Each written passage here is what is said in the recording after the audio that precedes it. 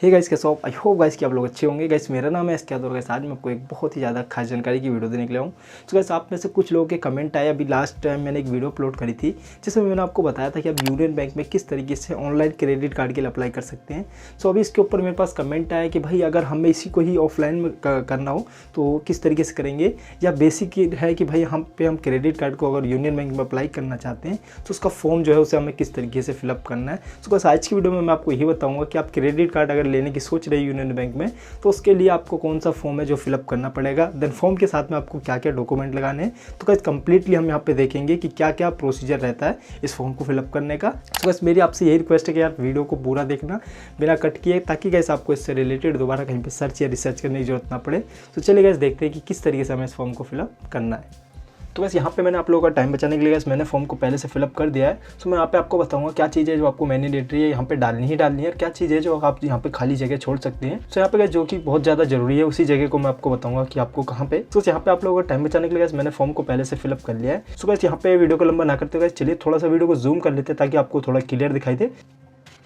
तो इस फॉर्म में सबसे ऊपर हमें यहाँ पे दिया जाता है credit card for your wish apply for. तो यहाँ पे आपको 3 ऑप्शन मिलते हैं, Visa card, Master card, then RuPay card. तो आप इनमें से किसी को भी चूज़ कर सकते हैं। तो ये गाइस आपको चॉइस दी गई है, बट यहाँ पे मेरे को लगता है कि जो आपकी एलिजिबिलिटी रहेगी उसको देख के दिया जाएगा। बट यहाँ पे आपको चॉइस दी गई है तो आप इसमें से सिलेक्ट कर सकते हैं, जो कि हमने रुपए का किया है क्योंकि रुपए का कार्ड जो है वो इंडियन कंपनी है तो हमें इसे ही सपोर्ट करना चाहिए। बस दूसरी चीज़ यहाँ पे पूछता है बिल टू सेंड। तो यहाँ पे बिल आपके पास कहाँ पे भेजा जाए, तो यहाँ पे चार एड्रेस दिए गए, जो कि office address, residential address, permanent address. तो यहाँ पे आप रेजिडेंशियल एड्रेस या जो आपका परमानेंट एड्रेस है उस पर बिल मंगा सकते हैं। तो जहाँ पे भी आप बिल मंगाएंगे आपका क्रेडिट कार्ड का बिल जो है वहीं पे ही जाएगा। तो आपके पास ये सारे ऑप्शन दिए गए, तो आप इनमें से जिसको चाहे उसको सिलेक्ट करेंगे। उसके बाद गाइस यहाँ पे पूछता है, यहाँ पे आपसे जो सेकंड ऑप्शन में आता है इसके बाद कि यहाँ पे आपसे पूछा जाए कार्ड रिक्वेस्ट एजेंट। तो यहाँ पे आप कार्ड किस लिए लेना चाहते हैं, कि आपके पास क्या एलिजिबिलिटी है इसके लिए। तो यहाँ पे आप इनकम प्रूफ भी लगा सकते हैं, लाइन ऑन टीम डिपॉजिट भी लगा सकते हैं। अगर आपके अकाउंट में सही पैसे रहते हैं तो इसके आधार पर भी आप ले सकते हैं। तो इसके अलावा अदर्स भी है यहाँ पे, और इसके अलावा ये भी है। तो इसमें से गाइस हम सेकंड वाले ऑप्शन को चूज़ करेंगे जो लाइन ऑन टर्म डिपॉजिट है, तो हम इसको ही सिलेक्ट करेंगे। उसके बाद गाइस यहाँ पे हम नीचे आ जाते हैं, जो कि गाइस यहाँ पे हमसे जो कि हमारी पर्सनल डिटेल वो पूछी गई है। तो सबसे पहले आपसे पूछा जाएगा आपका नाम। तो आपको यहाँ पे अपना नाम डाल देना है, आपका नाम जो आप चाहते हैं कि आपके कार्ड पे प्रिंट हो गया है। तो यहाँ पे आपको वही नाम देना है जो कि आपके डॉक्यूमेंट में लिखा है, और यहाँ पे आप वो नाम दे सकते हैं जो आप चाहते हैं कि आपके कार्ड में प्रिंट हो गया है। तो हमने यहाँ पे भी सेम नाम दे दिया क्योंकि हम चाहते हैं हमारे कार्ड में यही प्रिंट हो गया है। उसके बाद यहाँ पे पूछता है आप सन ऑफ, तो आप अपने फादर का नाम यहाँ पे लिखेंगे। और उसके बाद गाइस यहाँ पे नीचे चलते हैं तो यहाँ पे हमारे सामने ऑप्शन आता है जो कि जेंडर पूछता है, तो यहाँ मेल फीमेल आप सिलेक्ट करेंगे। उसके बाद यहाँ पे आपसे मैरिटल स्टेटस पूछता है, तो मैरिटल स्टेटस हम यहाँ से सिलेक्ट करेंगे। उसके बाद गाइस यहाँ पे देखिए मदर्स नेम पूछता है, तो यहाँ पे आपको अपनी मम्मी का नाम डालना है, तो हम यहाँ पे अपनी मम्मी का नाम डाल देंगे। उसके बाद गाइस यहाँ पे आपसे एजुकेशन क्वालिफिकेशन पूछता है, तो ये थोड़ा सा फॉर्म सही से प्रिंट नहीं हो पाया था शायद, तो यहाँ पे सही साफ दिख नहीं रहा है। तो यहाँ पे आपको अपनी क्वालिफिकेशन डाल देनी है, जो भी आपकी हाईएस्ट क्वालिफिकेशन यानी आप कितने पढ़े लिखे हैं। तो मैंने 10वीं पास लिख दिया है, 10th पास आपकी जो रहेगी आपको लिख देना है। उसके बाद यहाँ पे प्रेजेंट एड्रेस, अभी फिलहाल आपका जो एड्रेस है वो एड्रेस आपको यहाँ पे देना है। तो हमने यहाँ पे एड्रेस दे दिया, आपका जो भी एड्रेस रहेगा आपको पूरा यहाँ पे लिख देना है, जो कि आप अपने आधार कार्ड से देख के लिख सकते हैं। उसके बाद यहाँ पे आपको अपनी सिटी लिखनी है, यानी शहर का नाम जहाँ पे आप रहते हैं तो वो लिख देना है। उसके बाद आपको पिन कोड लिख देना है, यहाँ पे आप अपनी सिटी का पिन कोड है आपका या आपके डिस्ट्रिक्ट का जो भी पिन कोड है आप यहाँ पे लिख सकते हैं। उसके बाद यहाँ पे 11 ऑप्शन मिलता है, year of the present residence. आप जहाँ पे रह रहे हैं वहाँ कितने सालों से रह रहे हैं, तो यहाँ पे हमने 10 साल लिख दिया है।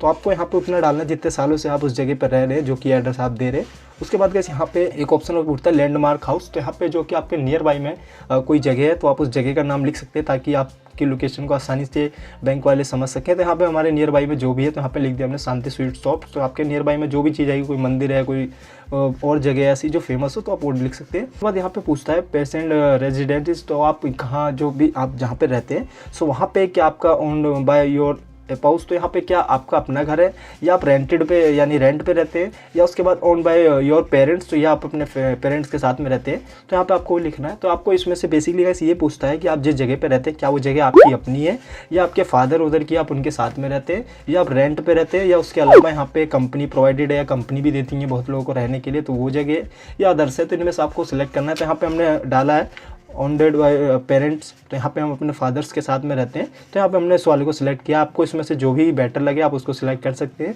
उसके बाद यहाँ पे देखिए आपके सामने आता है मोबाइल नंबर, ईमेल आईडी, ये सारी चीज़ें आपको डाल देनी है। तो ईमेल आईडी की जगह मैंने XYZ डाल दिया, आपकी मर्जी, आप डालना चाहें तो डाल सकते हैं, नहीं डालना चाहें तो छोड़ सकते हैं। उसके बाद यहाँ पे देखिए और भी चीज़ें दी गई है, जैसे इशूज़, डेट ऑफ इशू, तो ये सब चीज़ें जब लगती हैं जब आप इसमें पासपोर्ट साइज या जब आप इसमें पासपोर्ट वगैरह लगाते हैं, तो अब इनको छोड़ दीजिए, भूल जाइए इनको। अब हम यहाँ पे आते हैं, तो यहाँ पे हमसे पूछता है जो कि इन्फॉर्मेशन में गाइस यहाँ पे हमसे पूछता है पैन नंबर। तो पैन नंबर गाइस यहाँ पे हमें देना ही देना है, क्योंकि बिना पैन कार्ड के तो आप सीधी सी बात है क्रेडिट कार्ड के लिए अप्लाई नहीं कर सकते। तो यहाँ पे हम अपना पैन नंबर दे देंगे।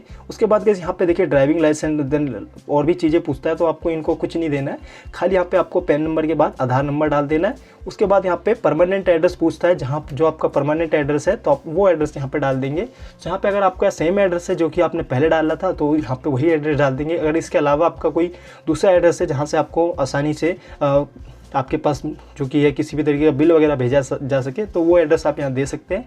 तो दोनों एड्रेस आप सेम देंगे तो ज़्यादा बेटर रहेगा। उसके बाद गाइस यहाँ से आपसे फिर से सिटी पूछता है, तो आपको यहाँ अपनी सिटी डाल देनी है। देन यहाँ पे आपको एक ऑप्शन और आता है जो कि पूछता है पिन कोड। जैसा कि सारी डिटेल हमने ऊपर भरी थी, वही सारी डिटेल यहाँ भर देनी है। अगर आपका एड्रेस अलग है तो आपको अलग डालनी पड़ेगी। उसके बाद यहाँ पे सिटी वगैरह हो गई। उसके बाद यहाँ पे देखिए सबसे नीचे पूछता है 17वें नंबर पे, जो कि पूछता है व्हीकल। तो आपका जो कोई भी आपके पास गाड़ी है, 2 व्हीलर हो या 4 व्हीलर हो, आपको उसका नंबर यहाँ पे देना है। तो आपको यहाँ नंबर डाल देना है अपनी गाड़ी का। उसके बाद यहाँ पे आपको चूज़ करना है कि जो आपकी गाड़ी है वो कार है या 2 व्हीलर है, यानी कि बाइक है या कार वगैरह है। तो आप इसमें से एक को सिलेक्ट करेंगे। उसके बाद यहाँ पे देखिए पूछता है कि वो जो गाड़ी है आपकी, वो आपकी अपने नाम है या फाइनेंस कराई हुई है या किसी तरीके की है। तो यहाँ पे 3 ऑप्शन है, तो आप इसमें से जो भी आपको बेटर लगे चूज़ कर सकते हैं। यहाँ मैंने फाइनेंस कर दिया क्योंकि हमने वो गाड़ी फाइनेंस कराई थी। उसके बाद गाइस यहाँ पे नीचे चलते हैं। यहाँ पे पूछता है कि टेल अबाउट योर प्रोफेशन। यहाँ पे हमारी बेसिकली कंपनी की डिटेल पूछी जाएंगी, जहाँ पे आप जॉब करते हैं या आपकी जो भी कंपनी है। तो यहाँ पे अगर आपकी खुद की कंपनी है तो यहाँ पे आप अपनी कंपनी का प्रॉपर एड्रेस दे देंगे, जैसे कंपनी का नाम, कंपनी किस टाइप की है, कंपनी क्या काम करती है। तो सारी चीज़ें यहाँ पे एक एक करके आप सिलेक्ट कर सकते हैं। बट अगर आप कहीं जॉब करते हैं तो उस कंडीशन में आपको यहाँ क्या डालना है, हम उस चीज़ को देखेंगे। तो यहाँ पे सबसे पहले आपको अपनी कंपनी का नाम डाल देना है जिस जगह पर आप जॉब करते हैं। देन उसका प्रॉपर एड्रेस दे देना है, क्योंकि यहाँ पे लिखा है कंपनी नेम एंड एड्रेस। तो यहाँ पे हम कंपनी का नाम, देन उसका प्रॉपर एड्रेस लिख देंगे जहाँ पे वो कंपनी है। उसके बाद गाइस यहाँ पे सेकंड लाइन में पूछता है कि टाइप ऑफ बिजनेस। तो यहाँ पे कंपनी क्या करती है, तो कुरियर कंपनी है, तो हमने कुरियर डाल दिया। आपको यहाँ पे जो भी बेटर रहेगा आप वो डाल सकते हैं। देन कंपनी किस टाइप की है, प्राइवेट सेक्टर, पब्लिक सेक्टर है या प्राइवेट लिमिटेड है, तो यहाँ पे हमने प्राइवेट लिमिटेड डाल दिया। यहाँ पे आप देख सकते हैं, तो यहाँ पे ऑप्शन दिए हैं कि आप इसमें से किसी को भी सिलेक्ट कर सकते हैं अगर इनसे जुड़ी कोई कंपनी है, तो हमने यहाँ पे कर दिया। तो इन सैलरीड है, गवर्नमेंट है या कैसी है कंपनी, तो यहाँ पे हमने सैलरी डाल दिया, कंपनी सैलरी, जो कि हमने यहाँ पे सैलरी डाल दी। तो यहाँ पे गाइस जो सैलरी है वो गाइस मेरे को लगता है कि यहाँ पे सैलरी की जगह वर्कर होना चाहिए था, बट यहाँ पे हमने सैलरी डाल दी है। तो इस चीज़ को अभी क्लियर कट नहीं कह सकते, बट यहाँ पे मेरे हिसाब से वर्कर भी होना चाहिए था, बट यहाँ पे सैलरी हमने डाल दी है। तो इस चीज़ को हम ज़्यादा वो नहीं करते। तो आप इसके लिए कन्फ्यूज मत होना, वो बैंक वाले जब भी आप इसको जमा करेंगे तो बता देंगे। हालांकि यहाँ पे ये चीज़ ही होनी चाहिए, बट यहाँ पे मैंने यही चीज़ डाल दी है। तो अभी देखते हैं इसका क्या होता है। उसके बाद गाइस यहाँ पे ऑफिस एड्रेस है, जो भी ऑफिस का एड्रेस है आपका, तो ऑफिस बिजनेस एड्रेस जो भी है, तो आप यहाँ पे वही एड्रेस डाल देंगे जो कि आपने ऊपर डाला था, या आप इसको खाली भी छोड़ सकते हैं क्योंकि आपने यहाँ डाल दिया। तो यहाँ मैंने सेम लिख दिया, आपको सेम नहीं लिखना है। आप इस जगह को या तो खाली छोड़ देंगे, या तो ये जो आपने कंपनी का एड्रेस दिया यही आपकी ऑफिस का भी एड्रेस है, क्योंकि भाई जहाँ आप जॉब करते हैं वही आपकी कंपनी है, वही आपका एड्रेस है। तो दोनों कंडीशन में यही डाल देना है। कंपनी क्या काम करती है, यहाँ पे सर्विस करती है, मैन्युफैक्चरिंग करती है या क्या करती है, तो यहाँ पे लॉजिस्टिक कंपनी मैंने डाल दिया, यानी कुरियर कंपनी है। और कंपनी का कोई GST नंबर है तो आप यहाँ पे दे सकते हैं। बस इसके अलावा आप चाहें तो खाली भी छोड़ सकते हैं। इसके अलावा यार यहाँ पे और भी चीज़ें दी गई हैं तो आप इन्हें खाली छोड़ देंगे। उसके बाद गाइस यहाँ पे सबसे नीचे ऑप्शन मिलता है योर अकाउंट डिटेल्स। तो यहाँ पे आपको अपने अकाउंट डिटेल देनी है। जैसे सबसे पहले पूछता है नेम ऑफ द बैंक, आपका बैंक कौन सा है, तो हमने यहाँ पे यूनियन बैंक डाल दिया। आपका जो भी बैंक है बैंक डालेंगे। उसके बाद यहाँ पे प्लेस पूछते हैं कि बैंक आपका कहाँ पे है, तो यहाँ पे हमने गाजियाबाद डाल दिया। उसके बाद यहाँ पे नेचर ऑफ अकाउंट, तो यहाँ पे आपका अकाउंट किस टाइप का, सेविंग या करंट, तो यहाँ पे हमने SB लिख दिया, यानी सेविंग अकाउंट। उसके बाद यहाँ पे देखेंगे तो यहाँ पे पूछता है आपकी ब्रांच कौन सी है, तो यहाँ पे हमने ये ब्रांच का नाम लिख दिया। उसके बाद यहाँ पे आपको अपना अकाउंट नंबर दे देना है। और इसके अलावा वैसे इस पेज में कुछ नहीं बनना, ये पेज है जो आपका पूरा भर चुका है। तो अब हम चलते हैं नेक्स्ट पेज पे। बस ये फॉर्म थोड़ा सा सही से प्रिंट नहीं हुआ है, तो हो सकता है कि आपको थोड़ा सा धुंधला दिख रहा हो, तो इसके लिए मैं माफ़ी चाहूँगा। बट यहाँ पे अब मैं बताना चाहूँगा कि नेक्स्ट पेज में जो सबसे ऊपर पूछता है यहाँ पे योर इनकम पार्टिकुलर्स, तो यहाँ पे आपकी इनकम कहाँ से आती है ये चीज़ें पूछना चाहता है, ताकि आपसे जब भी आपसे पैसा लिया जा सके तो इनको पता रहे कि आप पैसा दे सकते हैं नहीं। तो यहाँ पे आपको सबसे पहले ऊपर डाल देनी है इनकम फ्रॉम योर जॉब, आप जो जॉब करते हैं उससे आपकी इनकम कितनी होती है, तो यहाँ पे हमने डाल दी 30K पर मंथ। उसके बाद यहाँ पे पूछता है इनकम फ्रॉम अदर सोर्सेज, आपको किसी अदर सोर्सेज में कितनी इनकम हो जाती है, तो यहाँ पे 6K हमने डाल दी, अगर हम कोई और भी काम करते तो उसके बाद यहाँ पे तीसरा है जो कि इनकम सोर्स ऑफ थर्ड, जिसमें आपका कोई रेंटेड है या किसी तरीके की कंपनी है, कोई फॉर्म है, तो आपको उससे कितनी इनकम हो जाती है। तो यहाँ पे आपको तीनों बेसिकली इनकम के लिए दिए गए, तो आप में से इसमें जिससे आपसे इनकम होती है तो आप उसको डाल सकते हैं। इसके अलावा जिससे आपको नहीं होती है आप उसको खाली छोड़ सकते हैं। तो यहाँ पे अगर आप अपनी सैलरी ही डाल देंगे तो भी कोई दिक्कत नहीं है। उसके अलावा कैसे हम नीचे चलते हैं, तो नीचे का एक ऑप्शन मिलता है जो नॉमिनी का। हालांकि यहाँ पे कोई डिटेल देने को कहा नहीं गया है, क्योंकि यहाँ पे जो कि चीज़ें हैं वो बहुत कम जगह स्पेस दिया गया है, तो मेरे को नहीं लगता इससे हो पाएगा। बट यहाँ पे आप चाहें तो नॉमिनी डिटेल डाल सकते हैं, जैसे नॉमिनी का नाम, नॉमिनी की जो कि, तो यहाँ पे आप नॉमिनी की डिटेल डाल सकते हैं, जैसे नॉमिनी का एड्रेस, देन नॉमिनी का नाम, नॉमिनी का आपके साथ रिलेशन क्या है, और नॉमिनी के डेट ऑफ बर्थ। उसके बाद यहाँ पे आपको डेट लिख देनी है, देन यहाँ पे आप प्लेस लिख देंगे जो आप कहाँ रहते हैं। उसके बाद यहाँ पे आपको साइन कर देना है। तो आप चाहें तो इसको खाली भी छोड़ सकते हैं, बट आपको यहाँ साइन तो करने ही पड़ेंगे। और उसके बाद कैसे हम नेक्स्ट चलते हैं नीचे, जो कि आपसे तीसरा ऑप्शन पूछता है ऐड योर कार्ड डिटेल्स। तो यहाँ पे कैसे आपसे पूछता है कि आप अपने कार्ड पे किसी और का नाम भी प्रिंट कराना चाहते हैं तो आप वो भी करा सकते हैं। तो यहाँ पे ऑप्शन मिलता है, आप अपने फादर का, मदर का, स्पाउस या किसी का भी सन या डॉटर का किसी का भी नाम आप चाहें तो यहाँ पे ऐड करवा सकते हैं अपने कार्ड पे, ताकि आपके नाम के साथ में उनका नाम भी शो हो। तो यहाँ पे हमने फादर लिख दिया, यानी फादर वाले ऑप्शन को सिलेक्ट कर लिया। उसके बाद यहाँ पे गाइस हमने डेट ऑफ बर्थ डाल दी इनकी, देन यहाँ पे उनका नाम डाल देना है जो कि कार्ड पे प्रिंट होएगा। तो आपको यहाँ पे ध्यान देना है, जैसे कि यहाँ पे लिखा है they like a on the card maximum 18 letter, तो यहाँ पे आपको कम से कम 18 अक्षरों के नाम डालना है।